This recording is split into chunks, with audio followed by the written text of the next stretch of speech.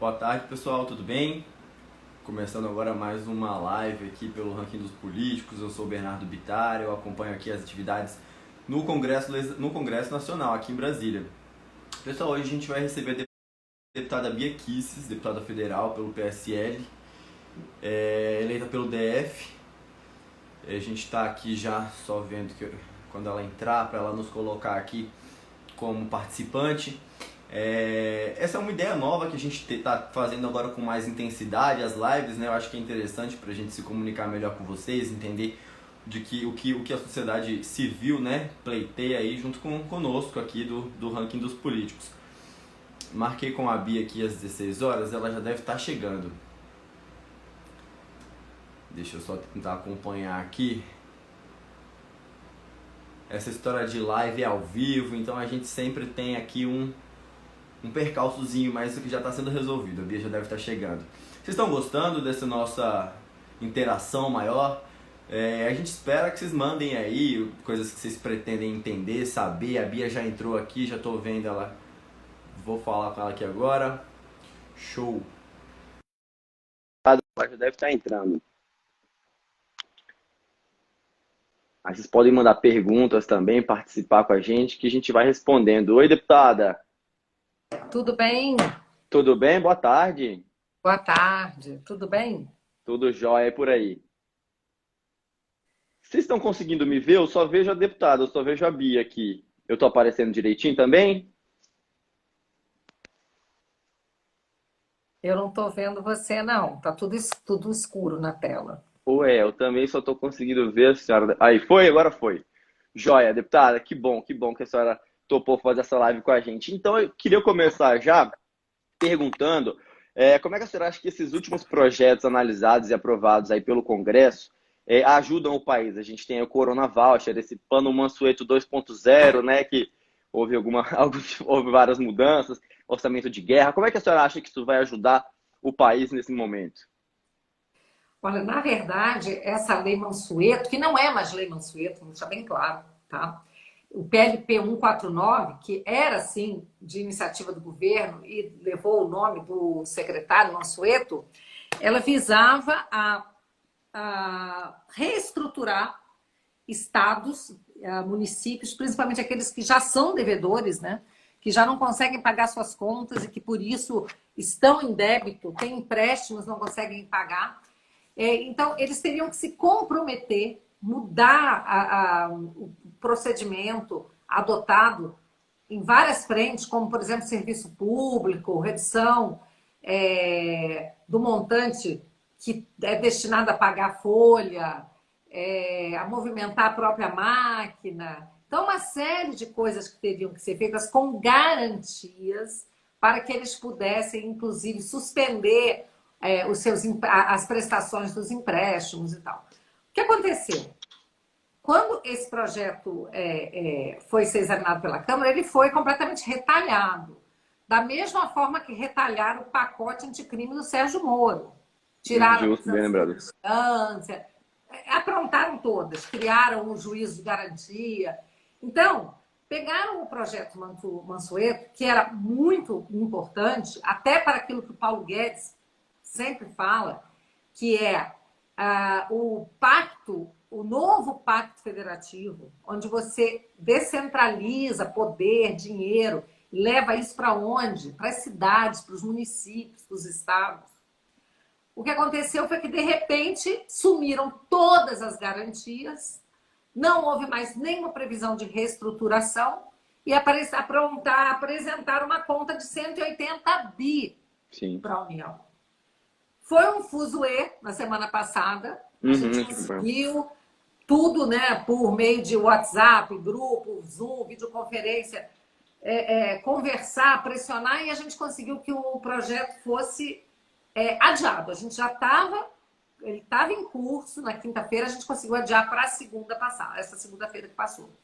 Na segunda-feira, infelizmente, não se chegou a um acordo que era o acordo proposto pelo governo, que tinha que haver ainda garantias e, principalmente, não poderia haver uma previsão de compensação de ICMS e ICS ICMS dos estados e ISS de serviços dos municípios por queda de arrecadação. Por quê? Isso é um valor totalmente incerto. Você não tem como, isso é arbitrado. E depois é que você verifica quanto é realmente que você deixou de arrecadar em relação a 2019, mesmo período de 2019. O que acontece?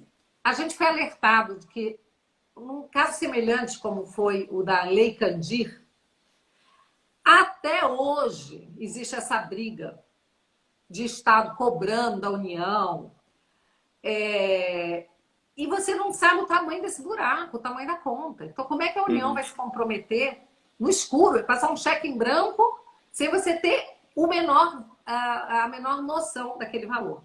Então, o governo tentou botar um valor fixo, 14 bi para municípios, 14 bi para estados, mas não conseguimos fechar esse acordo.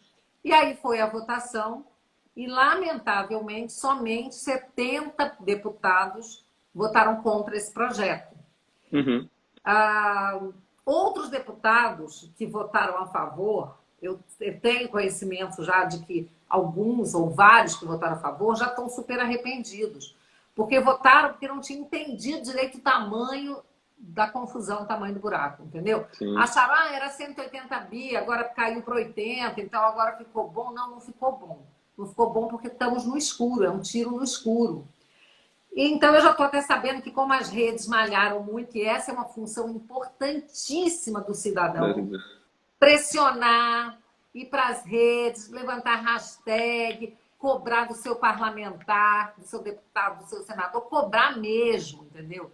Então, eu sei que vários amigos meus, inclusive, que votaram, já estão arrependidos. Já vou aproveitar esse seu estímulo, deputada, para que as pessoas continuem nas redes sociais. Eu estou observando aqui, vamos interagir com os nossos as pessoas que estão acompanhando a nossa live. Eles estão criticando muito o presidente da Câmara, o Rodrigo Maia, pelas últimas atitudes dele. Acho que essa última entrevista que ele deu ontem até, ele deixou bem claro que há uma tensão entre Câmara e Senado. Como é que está sendo visto isso? Como é que a senhora vê a articulação do presidente Rodrigo Maia? Como é que a senhora vê os últimos projetos que ele tem colocado para pautar? Olha, eu quero só para concluir aquela primeira parte, dizer que esse projeto vai voltar para o Senado. Sim. E ele vai para o Senado. E se no Senado ele sofrer modificação, o PLP 149, e voltar para a Câmara, vocês podem contar que por conta da pressão de vocês, vários deputados que votaram a favor irão votar contra, tá bom? Então, ó, continue aí sendo o dedo, né? E hashtag, né? Todas as hashtags possíveis, 149 não, PLP 149 não e por aí vai. Mas com relação agora a essa tensão que é real, ela existe mesmo, nós estamos vivendo isso nesse momento. No dia de hoje, eu já estou aqui com essa angústia da MP 905, que é a medida provisória do contrato verde e amarelo, que visa abrir as portas de empregos para os jovens entre 18 e 29 anos, que representam 20% da massa de desempregados no Brasil, tá? E mais 6% para as pessoas acima de 55 anos. O Colombo tirou da pauta, né? Oi? O Colombo tirou da pauta, não foi? Correto? Exatamente. Então, essa pauta, na quarta-feira, nós ficamos durante 12 horas votando. Vocês não têm ideia do que é isso. Você ficar 12 horas colado em 2 aplicativos ao mesmo tempo, o Zoom para você participar da sessão, o Infoleg para você votar, acompanhar e fala, e ao mesmo tempo tendo que articular com todo mundo. Começou às 2 da tarde, acabou às 2 da manhã, mas a Câmara deu realmente uma resposta à sociedade. Nós aprovamos por 327 votos, se não me engano. Tá? Ou seja, mais do que para aprovar a PEC, que você precisa de 308. 308. Foi com folga. Aí o que acontece? Essa medida provisória vai caducar segunda-feira. Segunda-feira. Eu participei dela desde o seu nascedor. Eu sou vice-líder do governo no Congresso, eu participo das medidas provisórias. No caso dessa, eu era integrante da comissão também, né? Então, eu sei tanto que essa medida provisória é importante. E hoje fui surpreendida com uma decisão do presidente do Senado, Davi Alcolumbre, que tirou de pauta essa medida provisória. e disse que não sabe se vai botar na pauta, entendeu? Não sabe se vai botar. E segunda-feira, tradicionalmente, a gente não tem sessão no Congresso, né, a Mas princípio. existe mais isso. Com a sessão virtual, a gente Deu tem uma sessão melhorada, de fato.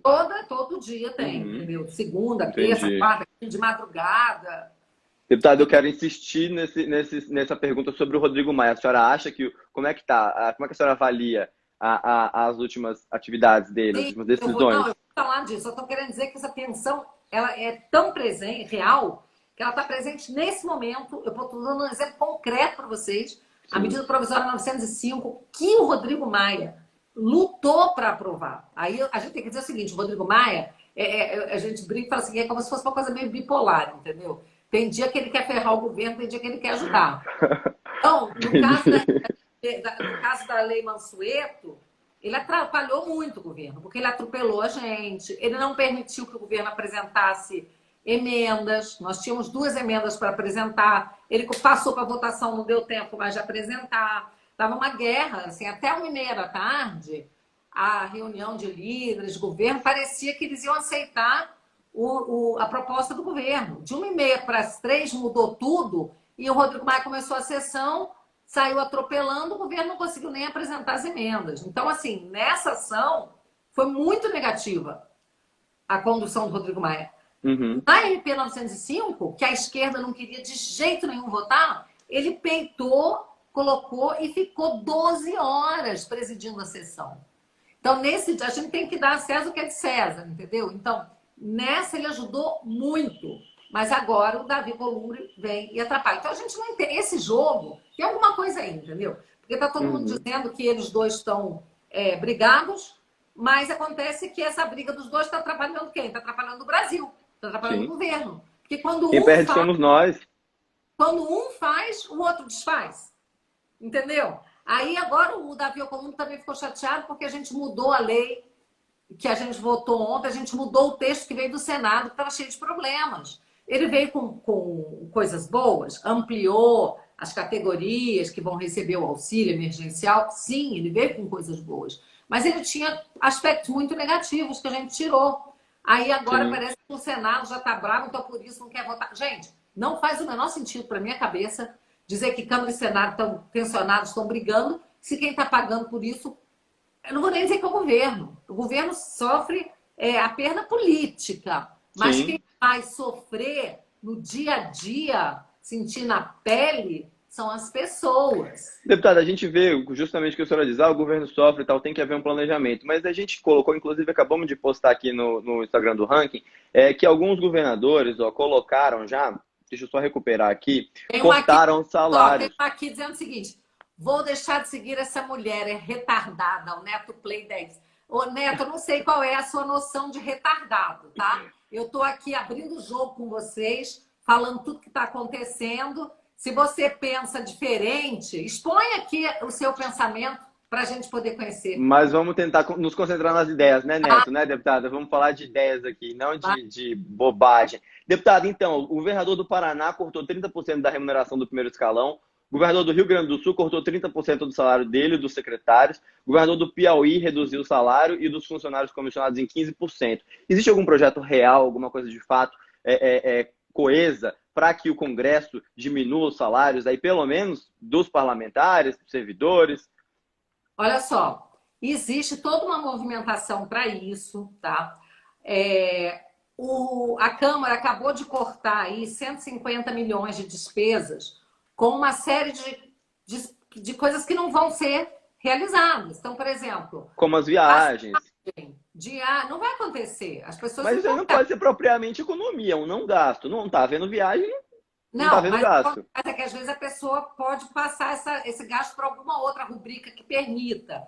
Então, o Entendi. Rodrigo Maia cortou. Então, baixou uma resolução, cortou 150 milhões, que é muito mais do que se cortar salário de deputado. Eu estou falando isso não é para dizer que eu sou contra, não. Eu sou favorável a cortar. Senhora é favorável? Eu sou favorável a cortar. Inclusive, eu sou servidora pública. Antes de ser deputada, eu fui procuradora do DF. E eu recebi muitos pedidos, ligações de muitos servidores. Ai, deputada, não deixa cortar o salário. Eu falei, gente, tem que Na hora de cortar. sucumbência, não deixa Não tem cortar. jeito, não tem jeito. Sabe por que não tem jeito? Porque quem é servidor público já tem uma coisa que é fantástica, que é a estabilidade. E você tem o seu dinheiro, o seu salário caindo na sua conta todo mês. Todo mês. E mesmo que você esteja em casa, trabalhando, fazendo home office, ok. Mas e as pessoas que estão sendo demitidas? E os empresários que estão sendo forçados a fechar as suas portas e que muitos deles não poderão mais reabrir. Já são 600 mil empresas que fecharam as portas. Não é que estão esperando acabar a pandemia, não, que fecharam as portas. E o que de concreto a gente tem? Já tem algum projeto para cortar, para diminuir, pelo menos, os custos? Olha, por enquanto, o que o governo mandou, né, inclusive, foi uma proposta para que se congelassem os salários dos servidores públicos até o final, por 2 anos, até o final de 2021. Já é uma coisa boa, porque vira e mexe chega pedido de reajuste, as pessoas querem aumentar. Eu falo, gente, nós estamos no meio de incêndio, não é hora de pensar em ter reajuste, é hora de pensar em sobreviver agora, entendeu? E ajudar a sociedade como um todo a sobreviver. Então, mas eu sou totalmente favorável, até por uma questão de exemplo. Porque o que o Rodrigo Maia falou para a gente é o seguinte, olha só, a despesa da Câmara dos Deputados é de 5 bi, anual, 5 bi. O Congresso, eu acredito, custa 1 milhão por hora, não é isso? O funcionamento do Congresso sem salários, enfim, o funcionamento mesmo. Eu não sei, tem um cálculo, acho que é da ONG, da Contas Abertas. Eu sei que são 5 bi por hora. Enquanto que o Judiciário são 25 bi. Então, Congresso, Câmara e Senado, 5 bi. Judiciário, 25 bi. Então, ele fala o seguinte, desses 5 bi, 1 bi por ano é remuneração dos parlamentares, dos deputados, dos parlamentares. 4 bi é todo o resto, são os servidores, todas as outras despesas. Porque, não sei se você sabe, tem muito servidor que ganha muito mais do que deputado. Que deputado, sim. Mas, enfim, a questão aqui não é essa. Não estou querendo botar servidor na berlinda, não é isso. Eu estou querendo trazer uma conscientização de que, nesse momento, a gente tem que dar as mãos, se ajudar, e todo mundo tem que dar sua dose de sacrifício. Então, eu sou totalmente favorável a cortar na carne, porque fica difícil você exigir sacrifício dos outros se você não oferece o seu sacrifício. Então, mesmo que diga, mas é pouco, porque é isso, aquilo, falei, mas não importa, fica o exemplo. A senhora pretende apresentar algum projeto nesse sentido, por exemplo? Por exemplo, eu sei que o Kim Kataguiri apresentou um de corte de 50%. Isso é totalmente irreal. O Kim é um garoto, é jovem, não deve ter muita despesa. Agora, imagina pessoas que sustentam a família, tem filho. Não tem condição. 50% é irreal. Mas dá para a gente fazer uma... Eu sou a favor de 20%. 20%? Eu acho que com 20%, e a gente já está conversando, grupo de parlamentares, para a gente apresentar isso daí, tá? Só que a Câmara só pode cortar, a gente só pode fazer projeto para cortar o nosso próprio salário. A gente não pode cortar juiz, promotor. E o que a gente quer é que todos venham juntos, os 3 poderes, entendeu? A gente quer não só o Congresso, o TCU, a gente quer judiciário, a gente quer Ministério Público. Mas a ideia de condicionar, talvez, ela seja um pouco ainda prematura, porque se o Congresso der o exemplo, por exemplo, pode ser que os outros poderes aí tomem frente disso também. Ou seria só o caso de fazer uma coisa condicionada, a gente faz, mas se o outro fizer também. Ou não? Não sei. A gente está conversando porque o que a gente quer é atingir um resultado. A gente tem estratégia para dar certo, entendeu? Porque o que não quer é se passar uma mensagem como se fosse, o Congresso tinha mais que tirar o salário deles mesmo, que não fazem nada. Peraí, meu amigo, não é assim. Eu vou te falar uma coisa. Quem diz que parlamentar não trabalha não tem noção. Não acompanha, né, as atividades. Vocês que acompanham sabem, a gente trabalha muito, né? Mas tem os outros poderes também têm que colaborar. Ainda mais um que custa 5 vezes o parlamento, né? O valor do outro. Eu sou a favor do seguinte, como a iniciativa privada ela está sofrendo muito com cortes, desemprego, queda de renda, nós também temos que participar disso. Nós não podemos ficar de fora. É uma vergonha a gente ficar de fora. Justo. Ontem o presidente Bolsonaro, inclusive, falou, ele fez um cálculo ali, eu acho que meio de supetão, que já foi gasto 600 bi com o combate ao coronavírus no país e que pode chegar a R$1 trilhão. A gente até fez... É isso aí, pode a gente faz até essa pergunta, né? Quem é que paga a conta? Porque o empresário já está pagando, o autônomo já está pagando, Vocês até aprovaram aí um projeto para tentar o Corona Voucher, né, para tentar diminuir aí essa diferença muito grande. E, deputada, a senhora como aliada do governo, a princípio a senhora continua aliada do governo. Como é que a senhora... A princípio, amigo, comigo tem essa conversa, não. Aqui eu sou aliada do governo. Aliada de primeira hora do governo, de com primeira certeza. até a última, não tem essa não. Aliada de primeira hora do governo. Deputada, como é que a senhora avalia aí as atividades do governo? A gente perguntou já do Congresso, como é que a senhora avalia? O presidente Bolsonaro está saindo bem? A senhora acha que ele está indo no caminho certo? Teve aí ontem a troca de ministro, era a hora de trocar um ministro? Como é que a senhora avalia esse posicionamento? Eu tenho dito o seguinte, os britânicos, na Segunda Guerra Mundial, eles trocaram o premier deles. Eles tiraram o Chamberlain e puseram o Winston Churchill. E graças a isso eles ganharam a guerra. Graças a isso e outros fatores, mas pela inteligência, pela visão do Churchill, pelos acordos que ele fez, pelos acordos que ele não fez, né? Ganhamos a guerra. Então, gente, não importa que a gente esteja no meio de uma pandemia, tá? Se algo não está caminhando de acordo com aquilo que o comandante quer que aconteça, ele tem que mudar. Então, a saída do Mandetta, para mim, nessa hora, ela foi altamente positiva. Porque nós já estávamos esperando o presidente tomar essa atitude. Não é possível você ter uma voz dissonante. É preciso que haja comando central, entende? Então, a senhora concorda, então, quando o presidente fala, por exemplo, que o escopo dele é muito maior do que o do ministro da Saúde? O ministro da Saúde tem que pensar na saúde, ele tem que pensar no contexto. O ministro Mandetta, ele está focado só na saúde. O presidente Bolsonaro, ele tem que olhar para tudo. O ministro Maia, o ministro Paulo Guedes, ele olha para a economia. O ministro Tarcísio olha para a infraestrutura. O presidente olha para tudo, põe junto ali e toma uma decisão. Então, se uma dessas pastas está dissonante, eu lamentei muito, porque eu achava que seria bom, assim, o ministro Mandetta, ele alcançou muita popularidade, tudo, mas conversando com o presidente sobre isso, um dia ele falou, como é que estava a saúde no Brasil antes da pandemia? Ela estava essa maravilha toda? Não estava. Então, cria-se uma fantasia, a narrativa em torno do ministro Mandetta, como se ele fosse a sétima maravilha do mundo, entendeu? E não é. Ele falhou na comunicação, ele falhou na gestão, ele demorou na história do remédio, da cloroquina, pelo menos de querer conhecer e saber, ficar apegado a uma história de que não tem a ciência, ainda não. A ciência é cheia de dúvidas e você não pode esperar um relatório final conclusivo enquanto as pessoas estão morrendo e as que estão usando esse remédio, muitas delas se salvando. Então, o ministro Mandetta, infelizmente, eu acho, tá, que ele se perdeu na vaidade, se perdeu num projeto pessoal de política, acho que muito insuflado por pessoas do partido dele, que começaram a ver nele uma possibilidade de bater e enfraquecer o presidente.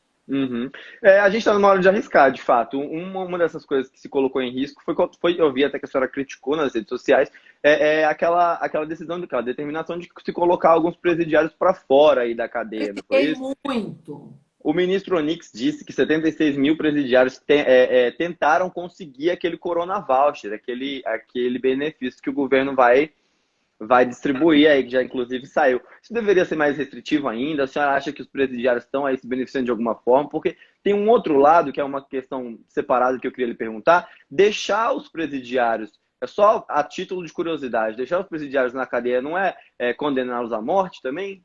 Deixa eu te perguntar uma coisa. O que está se pregando para as pessoas? Que fiquem recolhidas, que fiquem em isolamento. Os presidiários já estão em isolamento. Eles estão em isolamento não por vontade própria, mas eles já estão em isolamento. Nós, que somos pessoas livres, que não fomos condenadas, estamos em isolamento sem poder sair de casa. A gente sai uma hora ou outra, é pontual, vai numa farmácia, vai no mercado, mas eu, por exemplo, hoje não fui à posse de um ministro. Eu nunca perdi posse de nenhum ministro, porque eu acho que é importante estar lá nas cerimônias do Palácio. Eu não fui, eu fiquei em casa.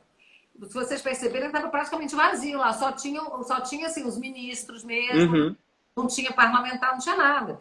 Então, o que acontece? Eles já estão em isolamento. O que era preciso fazer? Medidas inteligentes para que aqueles que saem, não continuassem saindo e voltando, porque esses é que iriam trazer o vírus de volta, ou as pessoas que vão visitá-los. Então, o ministro Moro, ele alertou para isso e ele propôs o seguinte: vamos suspender as visitas e as saídas.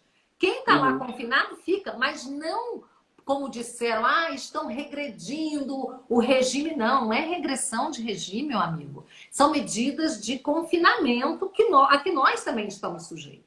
Eu estou sem poder ver o meu pai, eu fiz o almoço de Páscoa aqui em casa, meu pai que tem 89 anos não veio, entendeu? Amanhã é aniversário da minha mãe, eu não vou, deputada, é assim. Todos estamos sofrendo com isso. Agora, o que você pode fazer para amenizar esse sofrimento também dos presos? Porque não é porque a pessoa está presa que você não vai dar dignidade para ela. Então, o que você faz? Por exemplo, eu achei interessante essa medida que o DEPEN está pensando em fazer, que é adquirir tablets para que os presos possam... Não estamos conversando aqui, eu estou usando meu tablet. Sim. Tá? Então, nós estamos nos comunicando por intermédio da rede mundial de computadores. Nós estamos aqui pela internet. Eles também podem. E aí já tem gente que saiu nas redes malhando, absurdo, fazer despesa. Não, gente. Porque mais um gasto, né? É muito melhor fazer isso do que botar essas pessoas para a rua. Porque quando você solta criminosos, e em Minas Gerais são 14 mil, em Brasília foram 700 até agora, que em Brasília foi bem mais comedida. A juíza aqui, a doutora Leila Cury, e os promotores... Leila Cury da VEP, né? E os promotores que trabalham na área, eles fizeram um trabalho criterioso para poder realmente liberar nesse período. Por exemplo, pessoas que iriam entrar já na prisão domiciliar daqui a 4 meses. Então já tinham cumprido tudo, já estavam... não tinha histórico agora mais de violência. Então, Brasília estava prestes aí a fazer implementar, se não me engano, a Leila Cury viajou para entender uma... Exato, ela é uma juíza excepcional. Então, ela e os promotores também são muito bons. Então, assim, eles fizeram uma medida racional, diferente do que falou o CNJ ou o TJ de Minas fez. Solta 14 mil presos, dentre eles latrocidas, estupradores, homicidas, entendeu? Porque não é porque a pessoa está no regime semiaberto que ela cometeu um crime leve, não. É porque ela já cumpriu um sexto da pena. Sexto da pena. Já progrediu, mas pode ser uma pessoa muito violenta. Então, outra coisa, tem gente falando assim, notebook é melhor do que... Gente, deixa eu falar uma coisa. Esses tablets, seja o que for a solução que eles deram, não vão ser dos presos. Eles vão utilizar para se comunicar. Você compra um número e você faz, cada dia um tanto fala. Esse dinheiro pode sair, por exemplo, da escolta, né? O ministro Sérgio Moro já disse em entrevista para nós aqui, para mim, em outro momento, que se gasta 40 milhões, acredito, por ano, por mês, talvez, não me lembro agora, só com escolta de preso para audiência de custódia, por exemplo. Exatamente.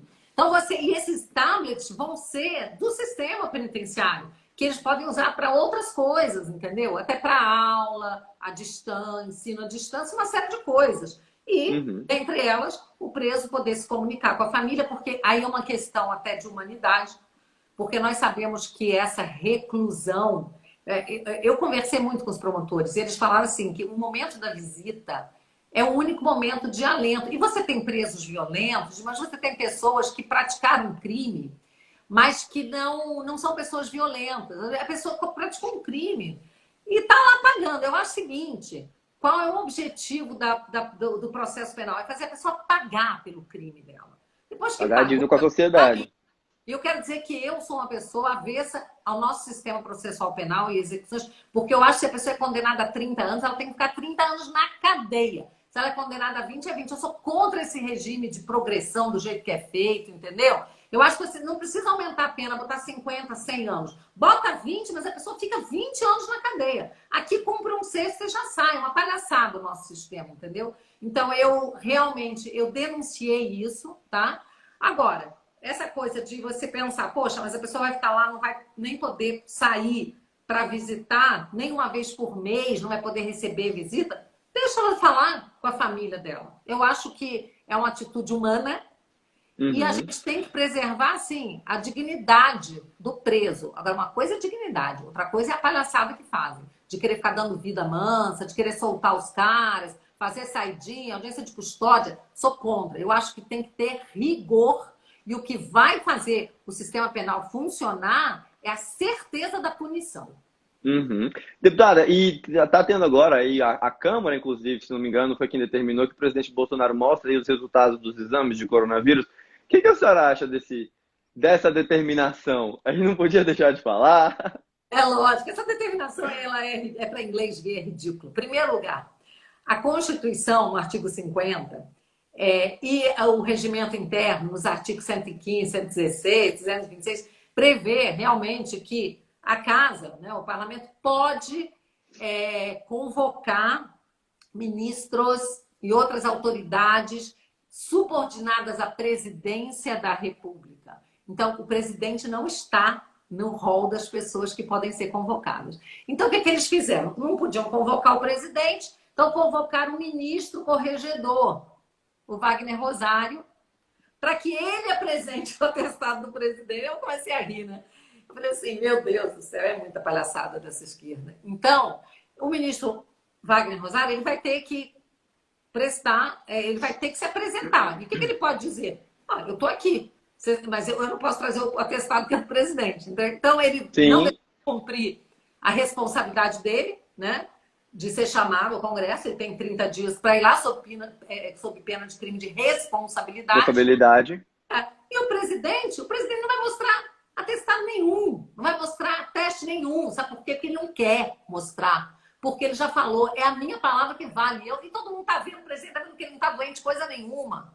Entendeu? Eu acho até engraçado, né? Porque ficam aí os outros, né? De confinamento. É o Witzel, é o outro lá do sei da Eu vi o onde. vídeo que a senhora compartilhou sobre o ex-ministro Mandetta ontem abraçando servidores aí, né? Foi uma crítica que a senhora fez ao isolamento, a gente pode interpretar dessa forma? Não é? Então, assim, os outros pregam tanto confinamento, ficam confinados e pegam coronavírus. O presidente sai no meio do povo, vai lá, isso, aquilo, não pega nada. O povo fica louco, entendeu? Eles ficam loucos. Então, eles ficam fazendo essas gracinhas. Ah, a gente quer o atestado. Conversei com vários médicos ontem, inclusive com o código de ética dos médicos fala, né? Não, pô, o atestado dele, né, o exame, é uma coisa privada, nenhum médico pode divulgar, entendeu? É o direito à privacidade dele, né? Então, não vão conseguir ver esse atestado, vão ficar aí com cara de tacho, entendeu? Porque ficam loucos que o presidente não tem coronavírus. Joia, deputado, olha, obrigado. A gente está tentando fazer agora essas conversas sempre. Vamos ver se nós marcamos de uma outra vez. Foi muito legal para mim. Obrigado. Obrigado mesmo pela participação, viu? Pela disposição de estar aqui com a gente, deputada. Conte comigo, um abraço aí para o seu Voltamos. público, tá? E estamos juntos, trabalhando aí. Vocês fazem um trabalho bacana também. É preciso fiscalizar, pontuar, entendeu? Porque isso é muito importante, né? Para as pessoas poderem acompanhar o trabalho da gente, tá bom? Show. Deputado, até logo. Obrigado, viu? Abraço, até Um logo. abraço. Já deve estar entrando. Aí vocês podem mandar perguntas também, participar com a gente, que a gente vai respondendo. Oi, deputada. Tudo bem? Tudo bem? Boa tarde. Boa tarde, tudo bem? Tudo jóia por aí. Vocês estão conseguindo me ver? Eu só vejo a deputada, eu só vejo a Bia aqui. Eu tô aparecendo direitinho também? Eu não estou vendo você, não. Tá tudo escuro na tela. Ué, eu também só tô conseguindo ver a senhora. Aí, foi? Agora foi. Joia, deputada, que bom que a senhora topou fazer essa live com a gente. Então, eu queria começar já perguntando como é que a senhora acha que esses últimos projetos analisados e aprovados aí pelo Congresso ajudam o país? A gente tem o Corona Voucher, esse Plano Mansueto 2.0, né, que houve houve várias mudanças, orçamento de guerra. Como é que a senhora acha que isso vai ajudar o país nesse momento? Olha, na verdade, essa lei Mansueto, que não é mais lei Mansueto, vamos deixar bem claro, tá?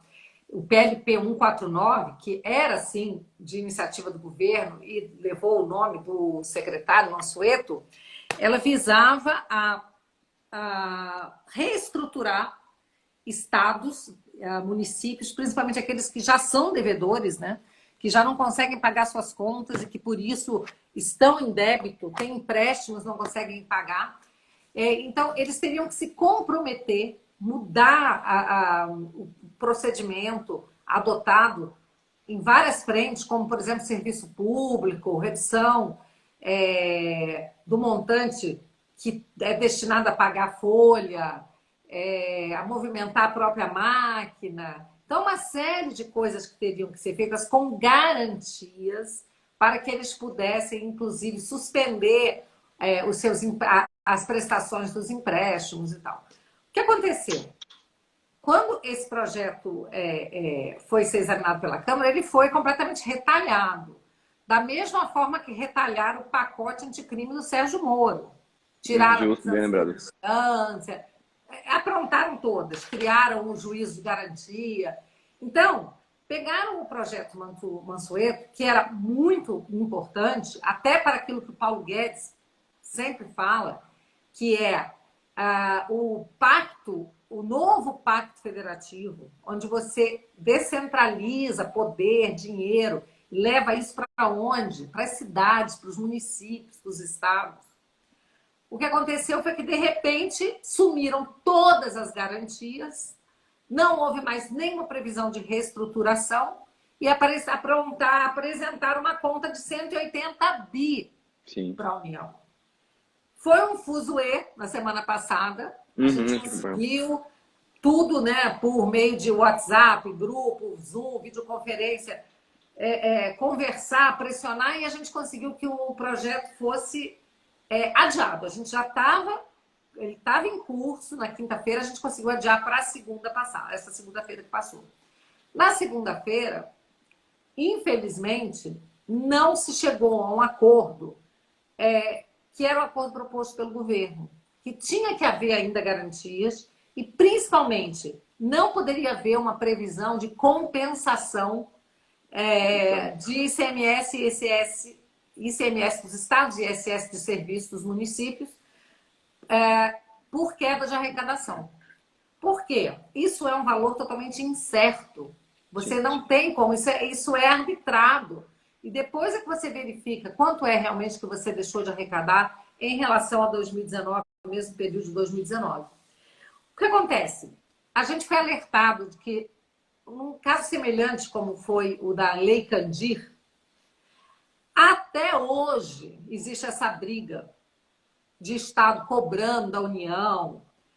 E você não sabe o tamanho desse buraco, o tamanho da conta. Então, como é que a União vai se comprometer no escuro, passar um cheque em branco, sem você ter a menor noção daquele valor? Então, o governo tentou botar um valor fixo, 14 bi para municípios, 14 bi para estados, mas não conseguimos fechar esse acordo. E aí foi a votação e, lamentavelmente, somente 70 deputados votaram contra esse projeto.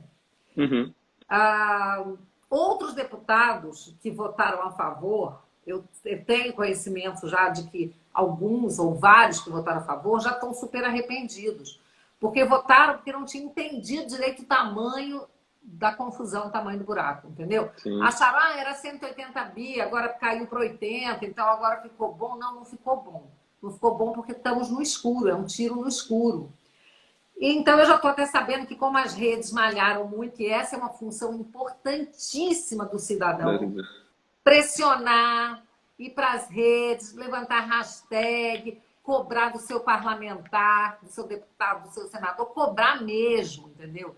Então, eu sei que vários amigos meus, inclusive, que votaram, já estão arrependidos. Já vou aproveitar esse seu estímulo, deputada, para que as pessoas continuem nas redes sociais. Eu estou observando aqui, vamos interagir com os nossos pessoas que estão acompanhando a nossa live. Eles estão criticando muito o presidente da Câmara, o Rodrigo Maia, pelas últimas atitudes dele. Acho que essa última entrevista que ele deu ontem até, ele deixou bem claro que há uma tensão entre Câmara e Senado. Como é que está sendo visto isso? Como é que a senhora vê a articulação do presidente Rodrigo Maia? Como é que a senhora vê os últimos projetos que ele tem colocado para pautar? Olha, eu quero só para concluir aquela primeira parte, dizer que esse projeto vai voltar para o Senado. Sim. E ele vai para o Senado. E se no Senado ele sofrer modificação, o PLP 149, e voltar para a Câmara, vocês podem contar que por conta da pressão de vocês, vários deputados que votaram a favor irão votar contra, tá bom? Então, ó, continue aí sempre o dedo, né? E hashtag, né? Todas as hashtags possíveis, 149 não, PLP 149 não e por aí vai. Mas com relação agora a essa tensão que é real, ela existe mesmo, nós estamos vivendo isso nesse momento. No dia de hoje, eu já estou aqui com essa angústia da MP 905, que é a medida provisória do contrato verde e amarelo, que visa abrir as portas de empregos para os jovens entre 18 e 29 anos, que representam 20% da massa de desempregados no Brasil, tá? E mais 6% para as pessoas acima de 55 anos. O Colombo tirou da pauta, né? Oi? O Colombo tirou da pauta, não foi? Correto? Exatamente. Então, essa pauta, na quarta-feira, nós ficamos durante 12 horas votando. Vocês não têm ideia do que é isso. Você ficar 12 horas colado em 2 aplicativos ao mesmo tempo. O Zoom para você participar da sessão, o Infoleg para você votar, acompanhar e fala. E ao mesmo tempo tendo que articular com todo mundo. Começou às 2 da tarde, acabou às 2 da manhã. Mas a Câmara deu realmente uma resposta à sociedade. Nós aprovamos por 327 votos, se não me engano. Tá? Ou seja, mais do que para aprovar a PEC, que você precisa de 308. 308. Foi com folga. Aí o que acontece? Essa medida provisória vai caducar segunda-feira. Segunda-feira. Eu participei dela desde o seu nascedor. Eu sou vice-líder do governo no Congresso, eu participo das medidas provisórias. No caso dessa, eu era integrante da comissão também, né? Então, eu sei tanto que essa medida provisória é importante. E hoje fui surpreendida com uma decisão do presidente do Senado, Davi Alcolumbre, que tirou de pauta essa medida provisória. E disse que não sabe se vai botar na pauta, entendeu? Não sabe se vai botar. E segunda-feira, tradicionalmente, a gente não tem sessão no Congresso, né? A princípio. Não existe mais isso. Com a sessão virtual, a gente deu uma melhorada, de fato. Todo dia tem, entendeu? Segunda, terça, quarta, de madrugada. Deputado, eu quero insistir nessa pergunta sobre o Rodrigo Maia. A senhora acha que... Como é que tá? Como é que a senhora avalia as últimas atividades dele, as últimas decisões? Eu vou falar disso. Eu estou querendo dizer que essa tensão ela é tão presente, real, que ela está presente nesse momento. Eu estou dando um exemplo concreto para vocês. Sim. A medida provisória 905, que o Rodrigo Maia lutou para aprovar. Aí a gente tem que dizer o seguinte, o Rodrigo Maia, a gente brinca e fala assim, é como se fosse uma coisa meio bipolar, entendeu? Tem dia que ele quer ferrar o governo, tem dia que ele quer ajudar. Então, no caso da Lei Mansueto, ele atrapalhou muito o governo, porque ele atropelou a gente, ele não permitiu que o governo apresentasse emendas, nós tínhamos 2 emendas para apresentar, ele passou para votação, não deu tempo mais de apresentar, estava uma guerra, assim, até 1h30 da tarde, a reunião de líderes de governo, parecia que eles iam aceitar a proposta do governo. De 1h30 para as 3 mudou tudo, e o Rodrigo Maia começou a sessão, saiu atropelando, o governo não conseguiu nem apresentar as emendas. Então, assim, nessa ação, foi muito negativa a condução do Rodrigo Maia. Na MP 905, que a esquerda não queria de jeito nenhum votar, ele peitou, colocou e ficou 12 horas presidindo a sessão.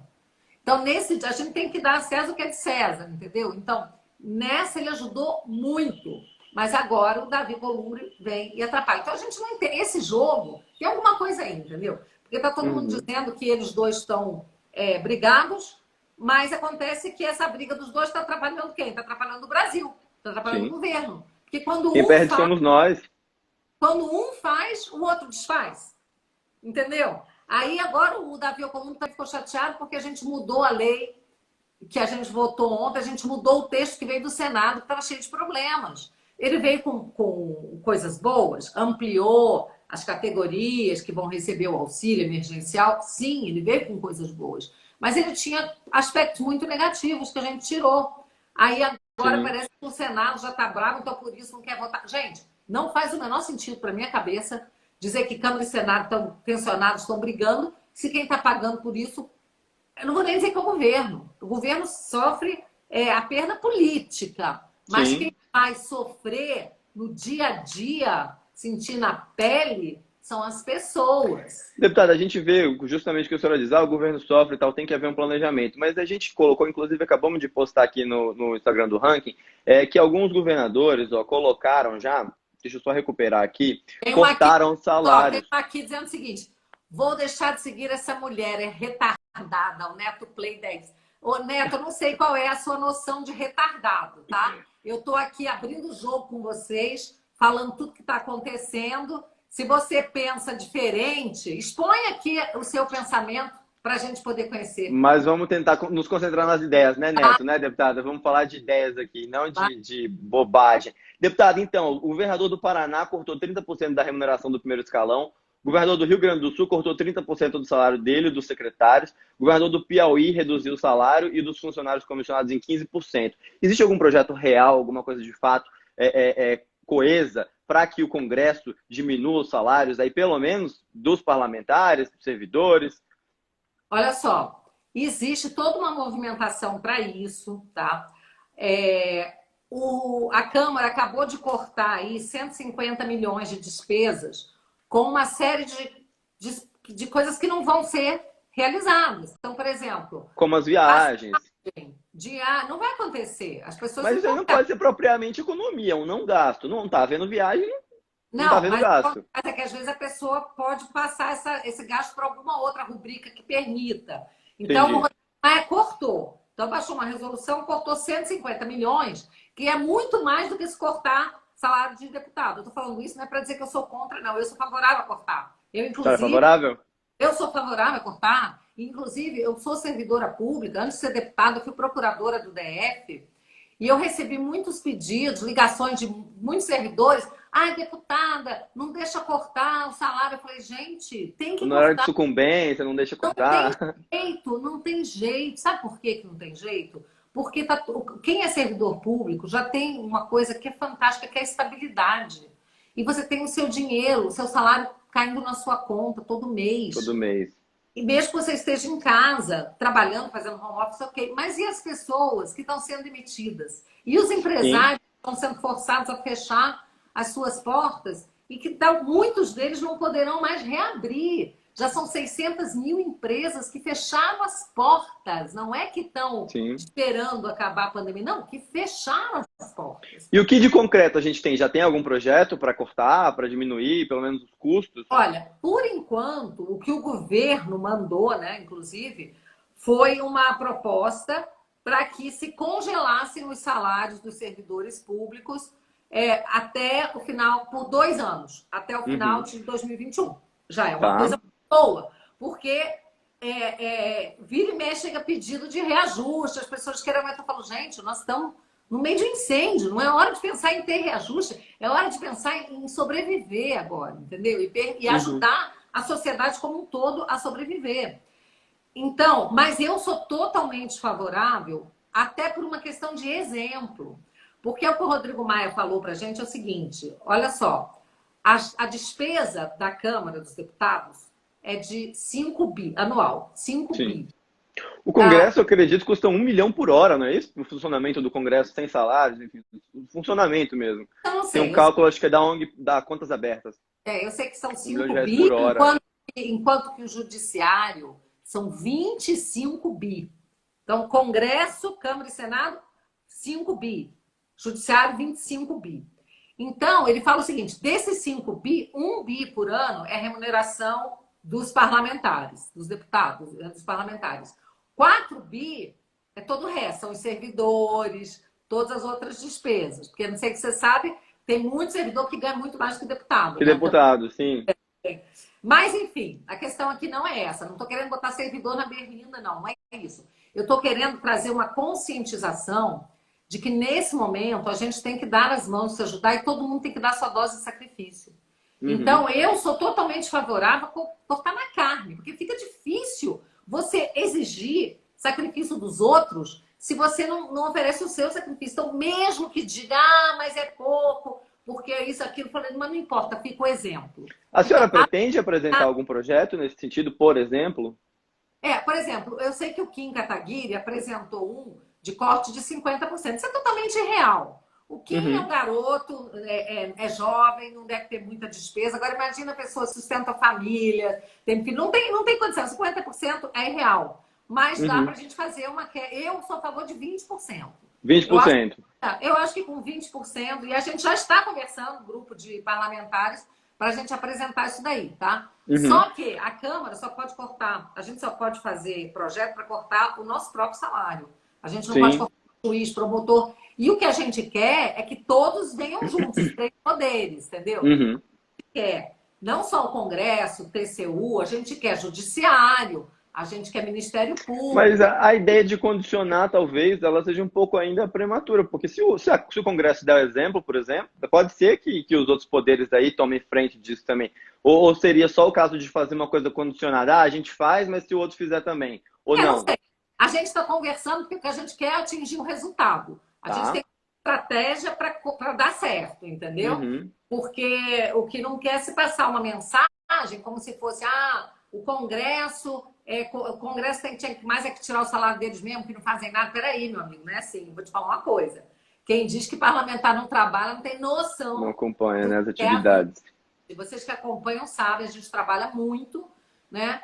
Mas tem os outros poderes também têm que colaborar. Ainda mais um que custa 5 vezes o parlamento, né? O valor do outro. Eu sou a favor do seguinte, como a iniciativa privada ela está sofrendo muito com cortes, desemprego, queda de renda, nós também temos que participar disso. Nós não podemos ficar de fora. É uma vergonha a gente ficar de fora. Justo. Ontem o presidente Bolsonaro, inclusive, falou, ele fez um cálculo ali, eu acho que meio de supetão, que já foi gasto 600 bi com o combate ao coronavírus no país e que pode chegar a R$1 trilhão. A gente até fez... É isso aí, pode a gente faz até essa pergunta, né? Quem é que paga a conta? Porque o empresário já está pagando, o autônomo já está pagando. Vocês até aprovaram aí um projeto para tentar o Corona Voucher, né? Para tentar diminuir aí essa diferença muito grande. E, deputada, a senhora como aliada do governo, a princípio a senhora continua aliada do governo. Como é que a senhora... A princípio, comigo tem essa conversa, não. Aqui eu sou aliada do governo. Aliada de primeira hora do governo, de com primeira certeza. até a última, não tem essa não. Aliada de primeira hora do governo. Deputada, como é que a senhora avalia aí as atividades do governo? A gente perguntou já do Congresso, como é que a senhora avalia? O presidente Bolsonaro está saindo bem? A senhora acha que ele está indo no caminho certo? Teve aí ontem a troca de ministro, era a hora de trocar um ministro? Como é que a senhora avalia esse posicionamento? Eu tenho dito o seguinte, os britânicos, na Segunda Guerra Mundial, eles trocaram o premier deles. Eles tiraram o Chamberlain e puseram o Winston Churchill. E graças a isso eles ganharam a guerra. Graças a isso e outros fatores, mas pela inteligência, pela visão do Churchill, pelos acordos que ele fez, pelos acordos que ele não fez, né? Ganhamos a guerra. Então, gente, não importa que a gente esteja no meio de uma pandemia, tá? Se algo não está caminhando de acordo com aquilo que o comandante quer que aconteça, ele tem que mudar. Então, a saída do Mandetta, para mim, nessa hora, ela foi altamente positiva. Porque nós já estávamos esperando o presidente tomar essa atitude. Não é possível você ter uma voz dissonante. É preciso que haja comando central, entende? Então, a senhora concorda, então, quando o presidente fala, por exemplo, que o escopo dele é muito maior do que o do ministro da Saúde? O ministro da Saúde tem que pensar na saúde, ele tem que pensar no contexto. O ministro Mandetta está focado só na saúde. O presidente Bolsonaro ele tem que olhar para tudo. O ministro Maia, o ministro Paulo Guedes, ele olha para a economia. O ministro Tarcísio olha para a infraestrutura. O presidente olha para tudo, põe junto ali e toma uma decisão. Então, se uma dessas pastas está dissonante, eu lamentei muito, porque eu achava que seria bom, assim, o ministro Mandetta, ele alcançou muita popularidade, tudo, mas conversando com o presidente sobre isso, um dia ele falou, como é que estava a saúde no Brasil antes da pandemia? Ela estava essa maravilha toda? Não estava. Então, cria-se uma fantasia, a narrativa em torno do ministro Mandetta, como se ele fosse a sétima maravilha do mundo, entendeu? E não é. Ele falhou na comunicação, ele falhou na gestão. ele demorou na história do remédio, da cloroquina, pelo menos de querer conhecer e saber, ficar apegado a uma história de que não tem a ciência, ainda não. A ciência é cheia de dúvidas e você não pode esperar um relatório final, conclusivo, enquanto as pessoas estão morrendo e as que estão usando esse remédio, muitas delas se salvando. Então, o ministro Mandetta, infelizmente, eu acho, tá, que ele se perdeu na vaidade, se perdeu num projeto pessoal de política, acho que muito insuflado por pessoas do partido dele, que começaram a ver nele uma possibilidade de bater e enfraquecer o presidente. A gente está numa hora de arriscar, de fato. Uma dessas coisas que se colocou em risco foi eu vi até que a senhora criticou nas redes sociais, aquela decisão, aquela determinação de se colocar alguns presidiários para fora aí da cadeia. Não foi isso? Muito. O ministro Onyx disse que 76 mil presidiários tentaram conseguir aquele Corona Voucher, aquele benefício que o governo vai distribuir aí, que já inclusive saiu. Isso deveria ser mais restritivo ainda? A senhora acha que os presidiários estão aí se beneficiando de alguma forma? Porque tem um outro lado, que é uma questão separada que eu queria lhe perguntar, deixar os presidiários, só a título de curiosidade, deixar os presidiários na cadeia não é condená-los à morte também? Deixa eu te perguntar uma coisa. O que está se pregando para as pessoas? Que fiquem recolhidas, que fiquem em isolamento. Os presidiários já estão em isolamento. Eles estão em isolamento não por vontade própria, mas eles já estão em isolamento. Nós, que somos pessoas livres, que não fomos condenadas, estamos em isolamento sem poder sair de casa.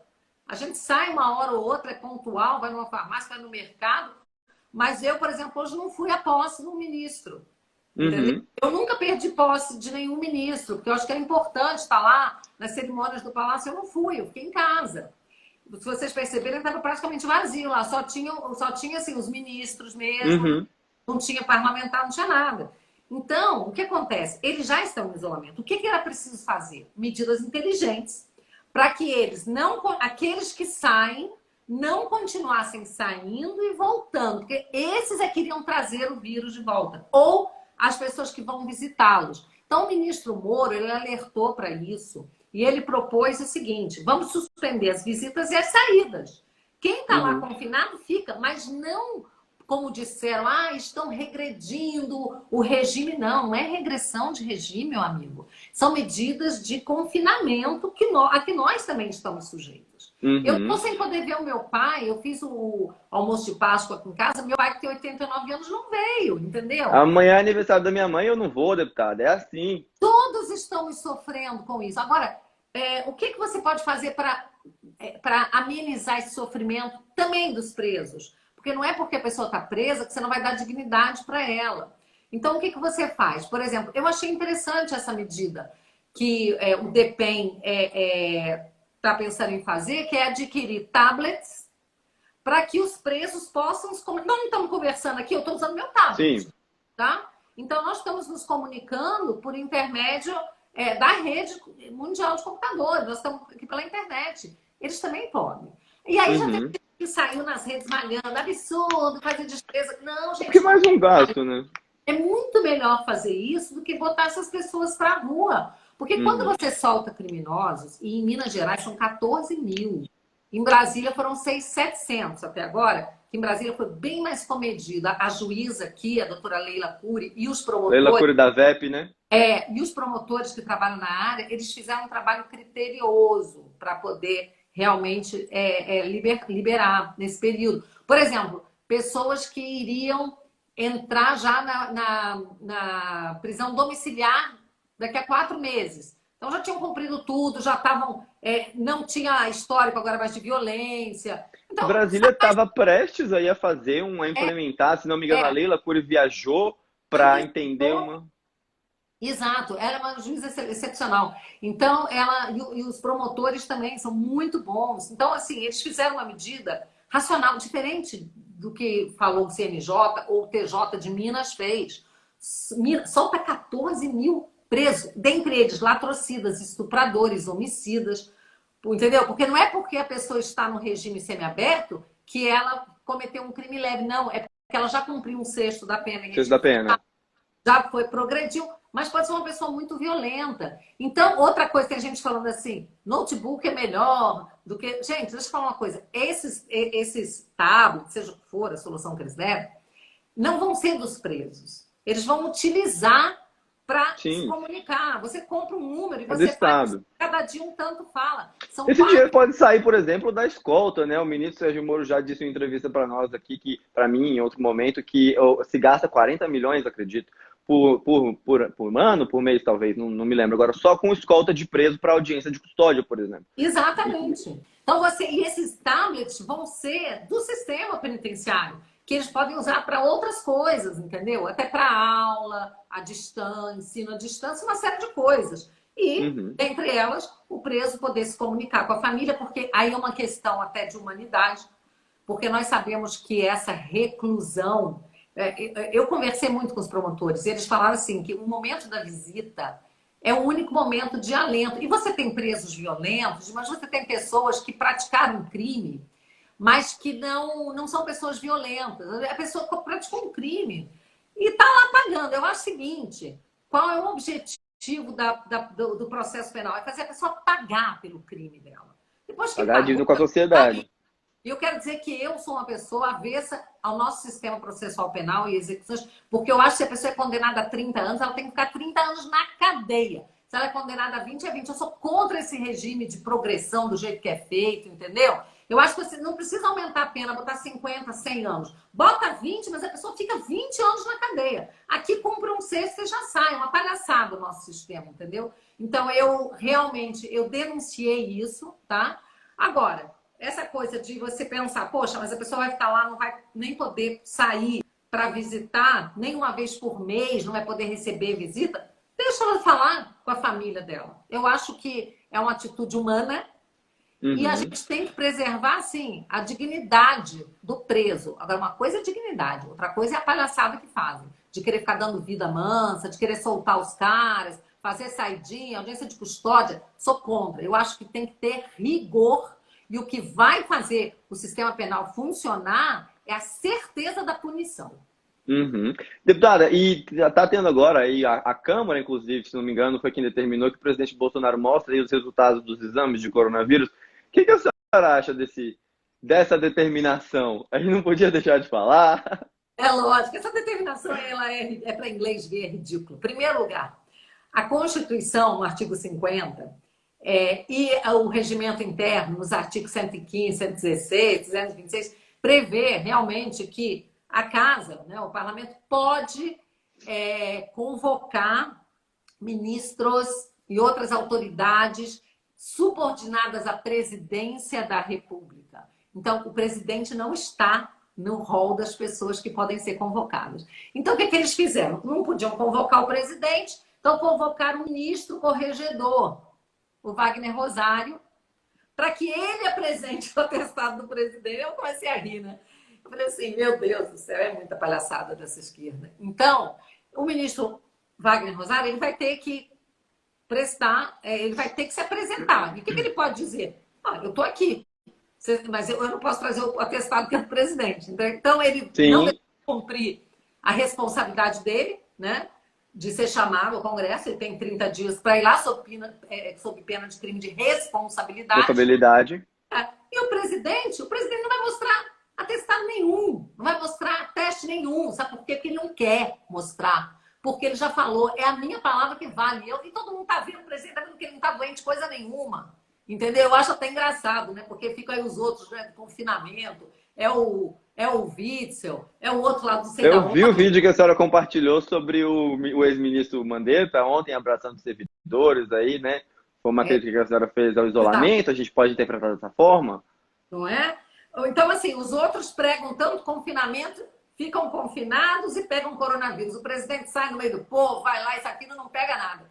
O povo fica louco, entendeu? Eles ficam loucos. Então, eles ficam fazendo com essas gracinhas. A gente quer o atestado. Conversei com vários médicos ontem, inclusive com o código de ética dos médicos fala, né? Não, pô, o atestado dele, né, o exame, é uma coisa privada.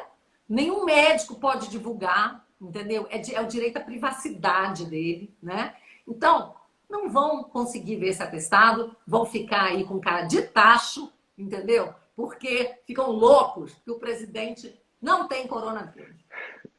Joia, deputado, olha, obrigado. A gente está tentando fazer agora essas conversas sempre. Vamos ver se nós marcamos de uma outra vez. Foi muito legal para mim. Obrigado.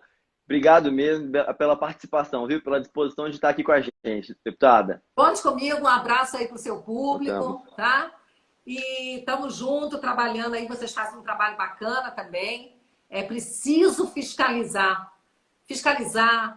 pontuar, entendeu? Porque isso é muito importante, né? Para as pessoas poderem acompanhar o trabalho da gente, tá bom? Show. Deputado, até logo. Obrigado, viu? Abraço, até Um logo. abraço.